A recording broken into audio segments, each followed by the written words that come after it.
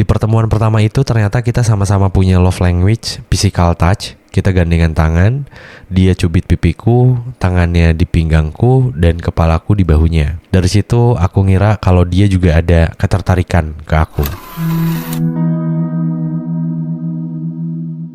Selamat malam untuk kamu yang masih dalam perjalanan menuju kasur, atau kamu yang sudah ada di atas kasur. Gue Dera dari podcast Teman Tidur, dengan segudang cerita yang mengantarkan kamu ke dunia mimpi.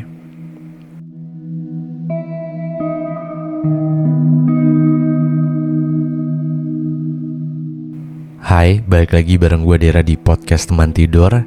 Dan anyway, minal aizin wal faizin, mohon maaf lahir dan batin. Mohon maaf kalau misalkan selama podcast Teman Tidur ini berlangsung itu ada salah-salah kata dari gue di beberapa episodenya, baik yang disengaja ataupun yang gak gue sengaja. Mohon dimaafkan. Mohon untuk kebesaran hatinya untuk membukakan pintu. Lebay banget ya. Intinya gue minta maaf, dan semoga lo mau maafin ya. Oke, jadi akhirnya gue bikin podcast lagi setelah beberapa bulan gue gak bikin podcast. Sumpah ini gue kangen banget sih, gue ngomong sendiri di depan mic gitu ya, malam-malam kondisinya. Yang dimana sekarang tuh hari Minggu, harusnya kan episode baru Teman Tidur tuh di hari Sabtu ya. Besoknya Senin gue harus ke studio, tapi minggunya gue udah di studio buat bikin podcast ini. Dan kenapa gue mau bikin podcast, karena tadi gue kesel banget sih sebenarnya di sosial media. Cuma tadi gue baru minta maaf ya.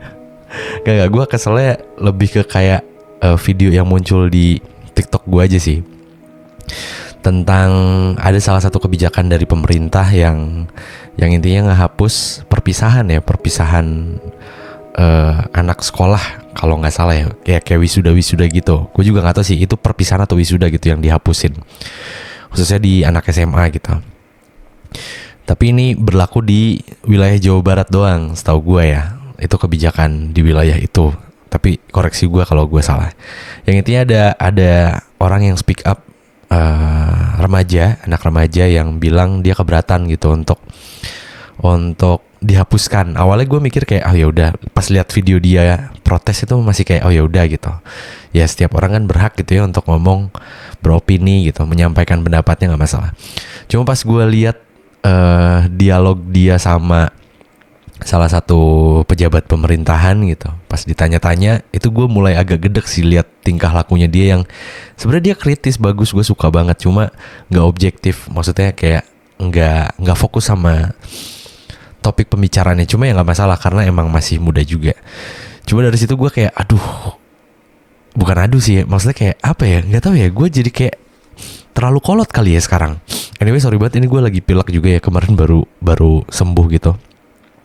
Sorry kalau misalkan suaranya ada bindeng-bindeng gitu dan ada serat gitu. Karena emang masih pilek, serius. Baik lagi ke tadi, intinya kayak gue ngerasa pendengarnya Teman Tidur tuh kan lumayan banyak anak mudanya ya. Maksudnya kayak umur yang di bawah 30 tahunan gitu. Nah, gue cuma mau berbagi opini aja, opini gue pribadi gitu. Maksudnya kayak menanggapi sebuah masalah dan fokus sama objektivitasnya gitu, tapi dalam sebuah hal hubungan gitu. Yang gue percayai bahwa ketika lo terbiasa untuk berpikir secara objektif, mau dalam sebuah hubungan, kerjaan, ataupun kehidupan lo sehari-hari, harusnya itu bisa sedikit banyaknya menyelamatkan lo gitu. Dalam artian kayak ketika lo mau ngambil keputusan gak terlalu bikin lo nyesal banget lah, intinya gitu. Cuma mungkin di sini gue nggak ngebahas tentang itunya, nggak ngebahas tentang poin si anak remaja itu. Intinya gue kesal banget sama pemikirannya gitu. Maksudnya kayak gue bukan kesal secara personal ya, gue kesal sama pemikirannya. Terus gue ngerasa kayaknya ini bisa muncul karena mungkin di hubungannya juga ya terbiasa untuk mengambil keputusan yang nggak objektif gitu. Jadi ya dimana-mana pun ya bakal ngambil keputusan gak secara objektif, atau mikirin sesuatu tuh gak objektif. Intinya kesana lah. Gue gak tahu sebenarnya hal yang idealnya tuh kita harus mikirin objektivitas itu tuh dalam hal apa konteksnya. Percintaan, kehidupan kan terlalu general banget ya. Kehidupan tuh ada percintaan, ada kerjaan, ada sekolah misalkan, ada banyak lah, keluarga. Nah cuma maksud gue, karena gue topiknya tentang relationship ya gue mikirnya kayak di beberapa cerita teman tidur kan banyak banget ya, kayak ada orang yang rasa sakit hati tapi masih tetap bertahan, ada orang yang udah bener-bener dikasarin habis-habisan tapi dia denial terus kayak dia pasti bakal berubah bla bla bla bla gitu. Di waktu yang bersamaan dia tuh sama aja kayak lagi nyiksa diri sendiri gitu lah. Gue lagi nggak coba untuk menghakimi orang-orang yang ada di posisi itu, cuma maksud gue ya gue cuma mengingatkan hal yang baiknya aja gitu. Masa sih gue mau ikut-ikutan untuk menjerumuskan orang yang di posisi yang lagi gak baik-baik aja terus gue biarin gitu aja, kan gak mungkin ya. Nah jadi intinya lebih ke arah sana lah. Cuma kayaknya gue gak akan bahas itu detail, tapi intinya bridgingan kenapa gue bikin podcast malam hari ini tuh ya kesana gitu. Yang nanti mungkin dari cerita yang gue angkat malam hari ini ya sedikit banyaknya akan ada berkaitan dengan beberapa keputusan yang harus diambil gitu lah. Karena yang tadi gue ceritain tuh yang bikin gue sempet agak lumayan kesel, itu tuh ada kaitannya sama orang tua juga gitu. Sebenarnya gue nggak nyalain orang tuanya bisa kayak gitu karena dia sayang sama anaknya gitu. Tapi nggak sedikit orang tua itu tuh saking sayangnya sama anaknya, itu malah belain abis-abisan meskipun posisinya anaknya salah gitu. Nah itu yang mungkin harus dievaluasi ya kalau menurut gue pribadi. Tapi bukan berarti gue mau mencoba untuk menggurui semua orang tua yang ada di muka bumi, bukan. Lebih ke kayak ya jadi apa ya, orang yang di tengah-tengah gitu. Ibaratnya kayak ya nanti kalau misalkan lo kayak gini ya efeknya tuh bakal kayak gini, yang mungkin lo gak pernah mikirin sampai sejauh itu, atau mungkin gak banyak orang tua yang mikirin sampai sejauh itu gitu.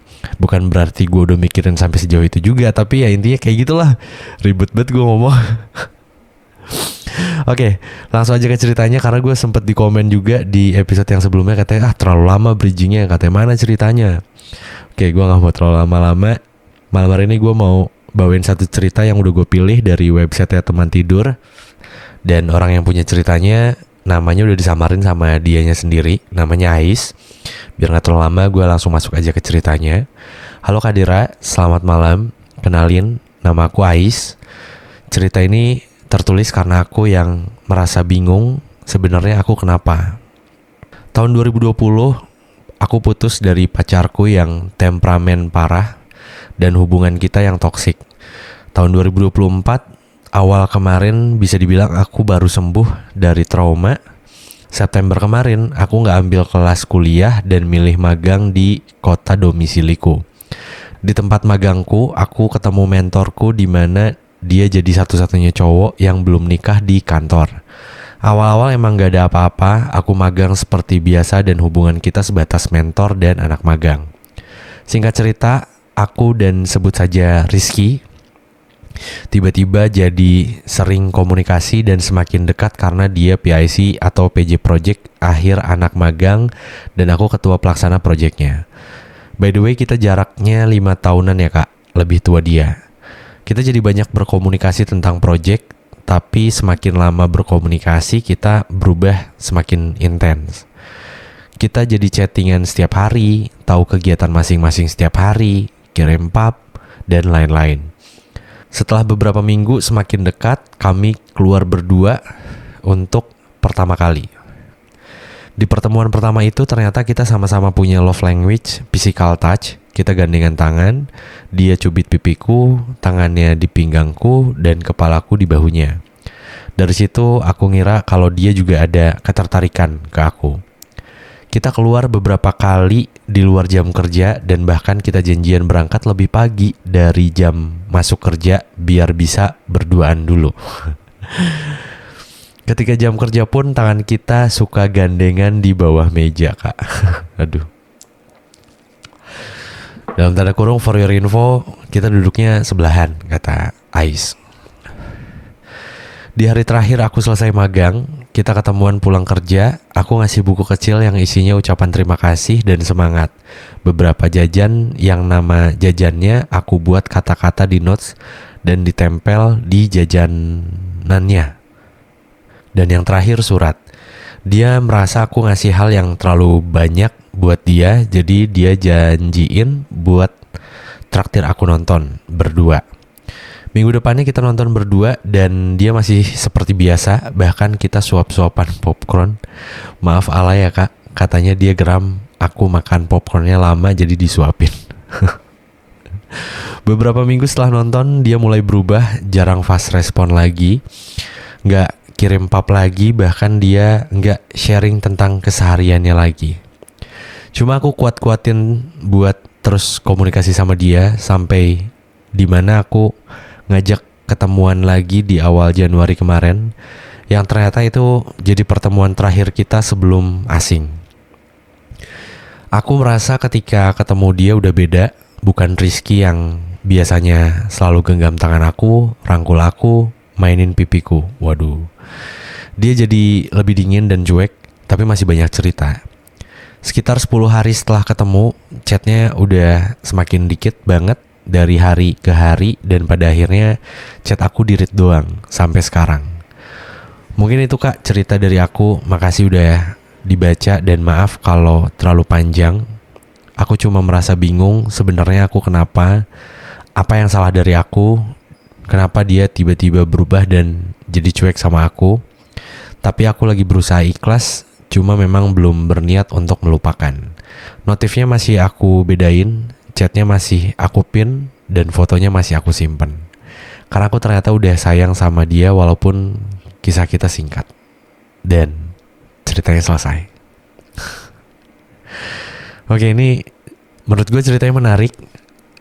Tapi gue juga gak tahu ini alasannya si cowok tuh kenapa gitu. Tiba-tiba bisa jadi hilang gitu aja, beda gitu aja.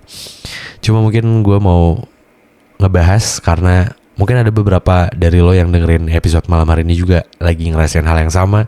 Lo udah deket sama seseorang, udah nyaman banget, udah intens banget, udah kayak layaknya orang pacaran atau punya hubungan gitu.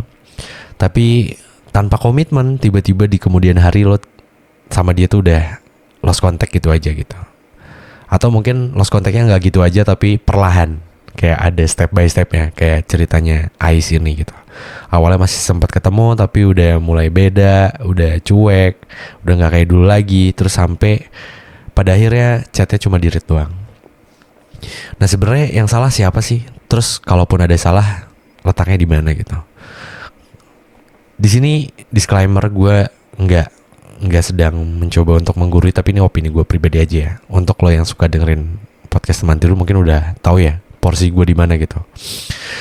Kalau dari cerita Ais, sebenarnya cerita yang kayak gini nggak heran buat gue, tapi tetap masih menjadi menarik buat gue karena emang masih banyak orang di luar sana yang masih pengen ngejalanin aja meskipun hubungannya tuh tanpa ada kejelasan gitu.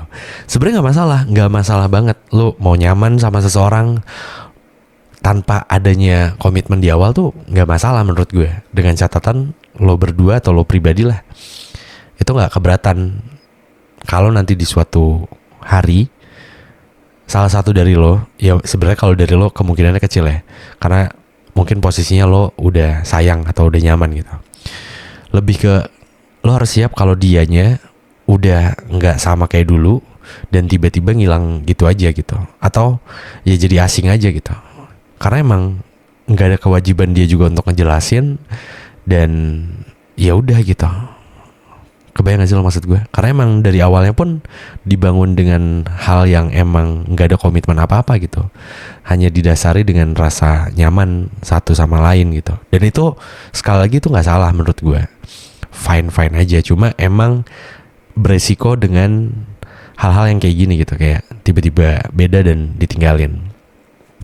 Kalau dibilang salahnya di mana, ya mungkin salahnya di awal karena emang kedekatan lo sama dia itu dibangun dengan nggak ada komitmen. Bahkan orang yang ada komitmen pun kayak ada beberapa di antara itu kayak dia tiba-tiba cabut aja gitu, ada masalah, nggak ada kabar sama sekali. Itu yang punya hubungan lo ya, kayak udah literally jadian lah ibaratnya, sama-sama punya komitmen gitu. Tapi ada juga orang yang tiba-tiba cabut gitu, dan itu yang punya hubungan aja bisa kayak gitu. Apalagi orang yang ngejalanin hubungan tapi nggak ada kesepakatan di awal gitu, kayak hubungannya tuh apa sih gitu, hanya sebatas ya tanpa status kah atau kayak gimana gitu.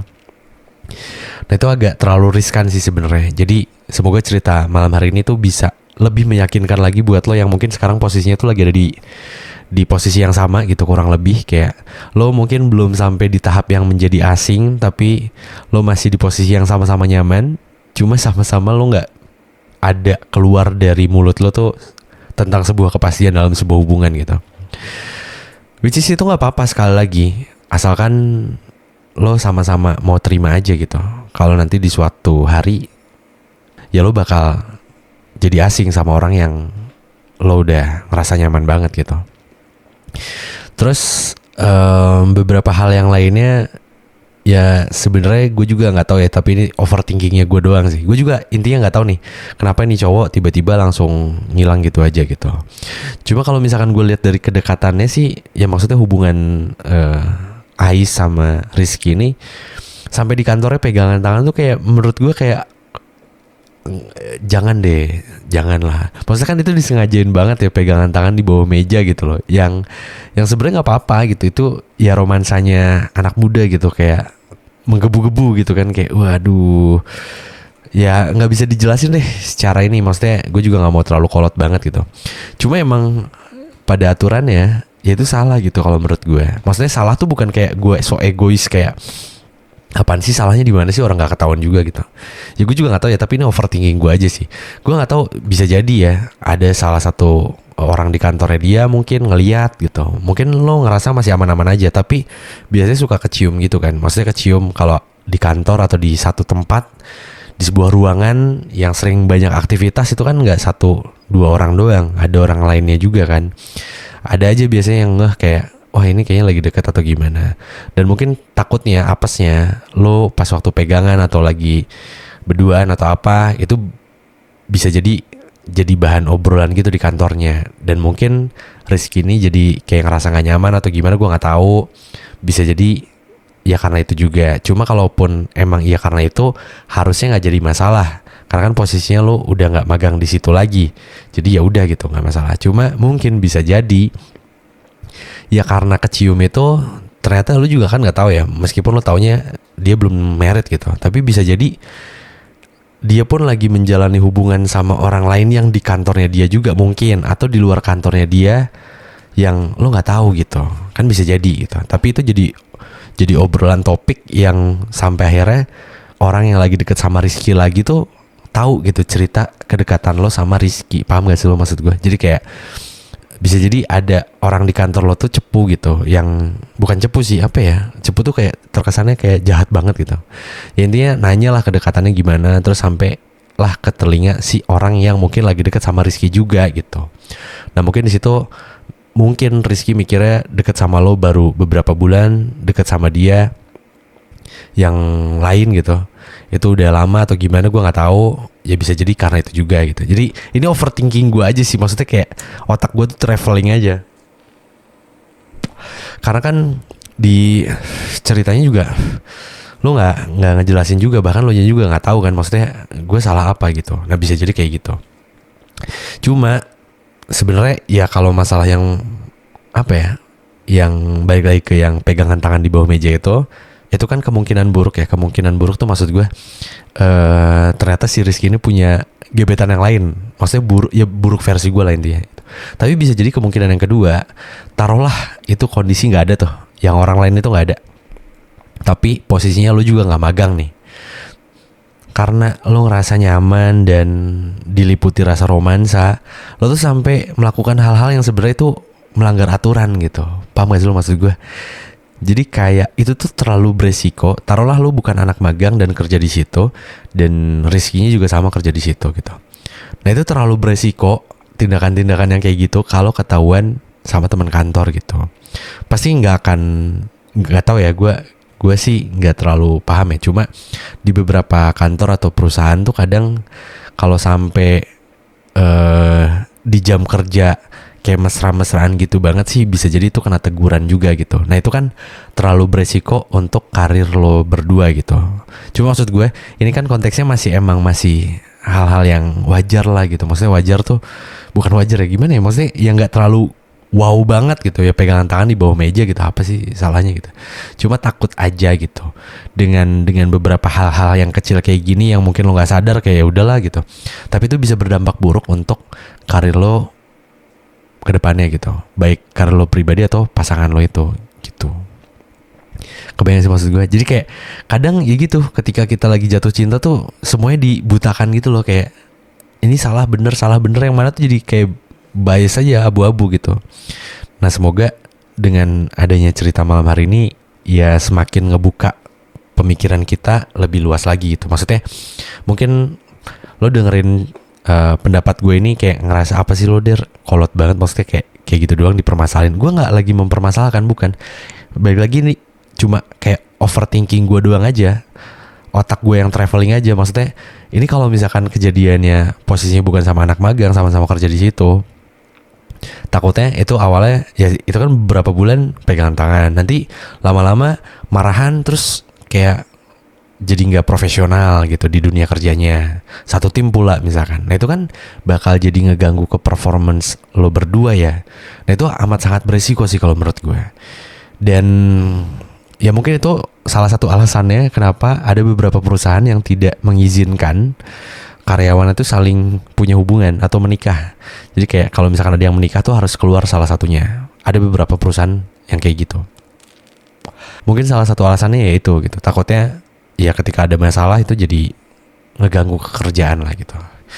Nah cuma balik lagi again, yang namanya perasaan ya mana tahu ya, maksudnya kadang ya kita suka jadi kayak seolah-olah buta aja gitu, kayak ya gue nyaman, gue seneng gitu ya, kalau ada waktu kenapa enggak gitu.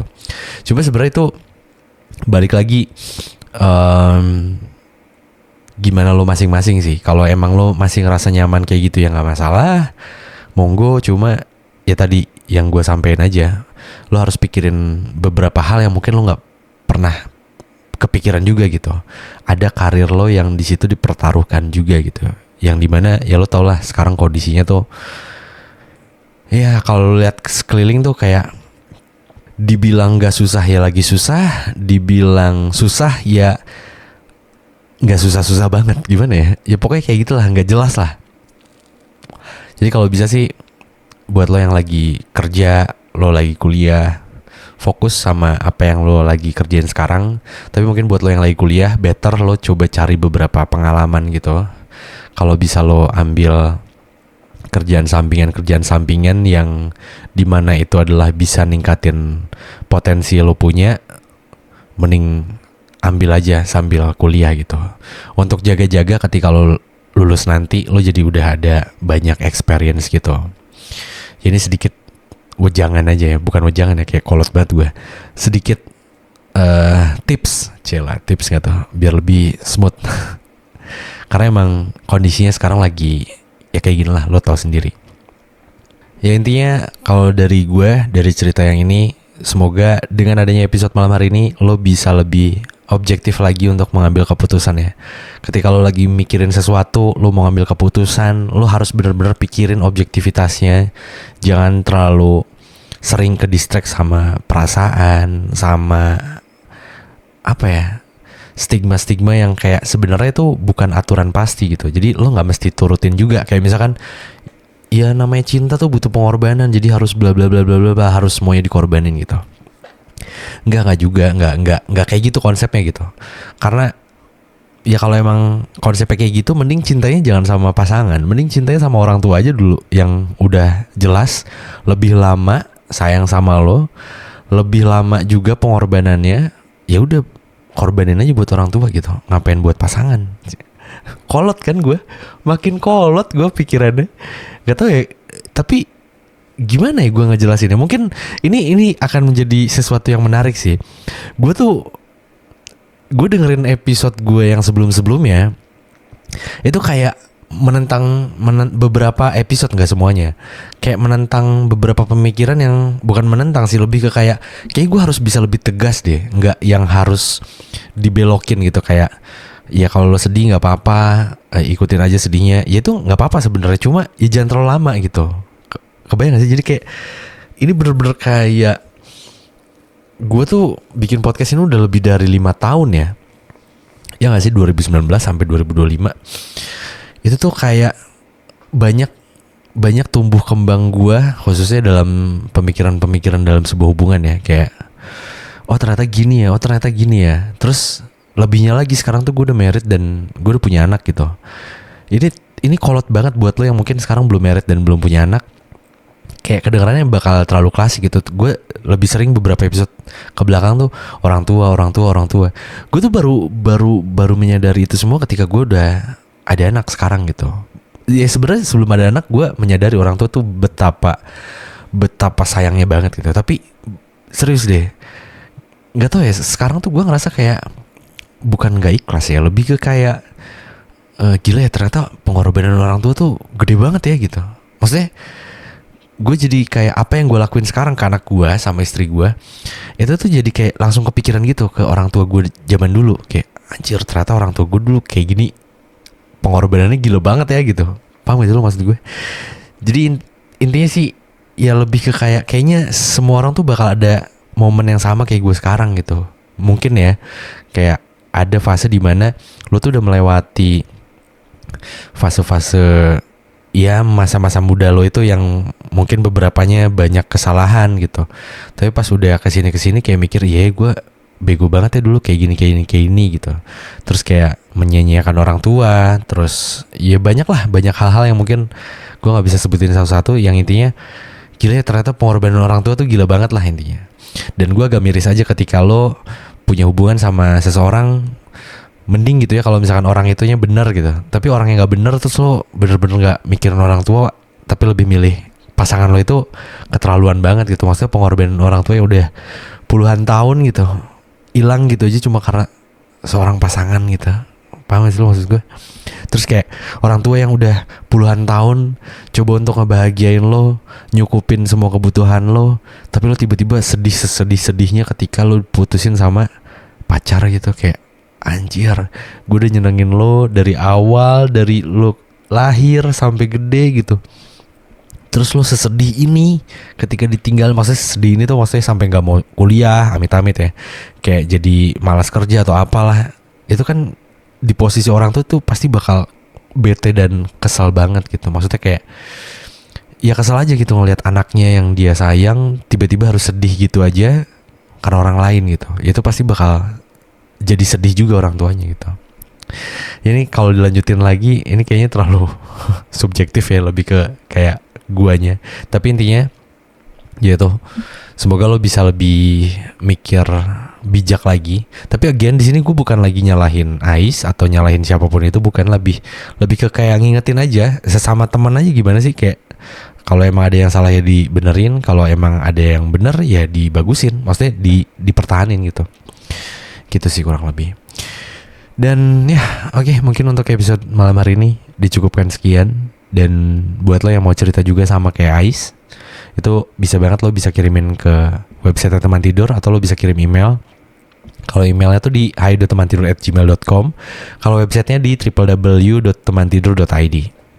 Oke, mungkin untuk episode malam hari ini dicukupkan sekian. Dan sekali lagi sorry banget gue baru upload episodenya hari ini.